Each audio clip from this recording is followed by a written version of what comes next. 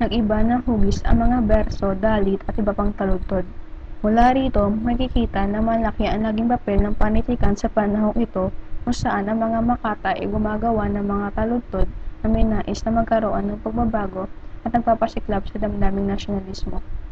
Hindi naging hadlang upang pawiin ang damdaming Pilipino sa kabila ng pagkagarote sa pambursa at pagpapatapon ng ilang Pilipino ang sa kagustuhan ng mga Pilipino na makalaya sa kamay ng mga dayuhan.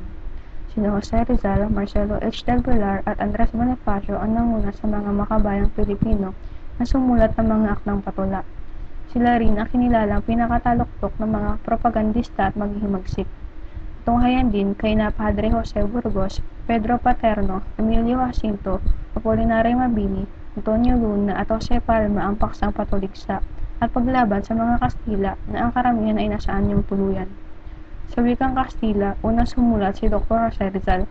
Taglay niyang mga karanasan, pag-aaral at pagiging palabasa, sariling pamamaraan ang kanyang ginamit sa pagsulat ng nobela. Naghahayag ito ng kamangmangan, pagmamalupit at kasakiman ng mga Kastilang naninirahan sa Pilipinas.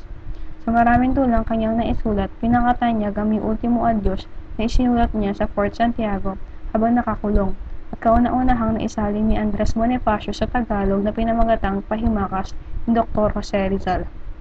Ang Pahimakas ni Dr. Jose Rizal ay naglalaman ng pangunahing ideya ang maging makabayan. Makikita sa sulat niya na lagi niyang iniisip ang Pilipinas kahit mamamatay na siya. Ang naiisip niya ay ang kinabukasan na maging maunlad ng Pilipinas. At dito talaga makikita natin gaano kamahal ni Rizal ang sariling bansa. Bilang isang Pilipino, dapat rin gawin natin ito. Ito ay nagpapakita na kung tayo ay maging makabayan, hindi tayo lamang ay gagawa ng madaming bagay pero dapat rin umisip tayo ng tamang paraan na paano pwede tayo tumulong sa bansa natin. Created using Powtoon.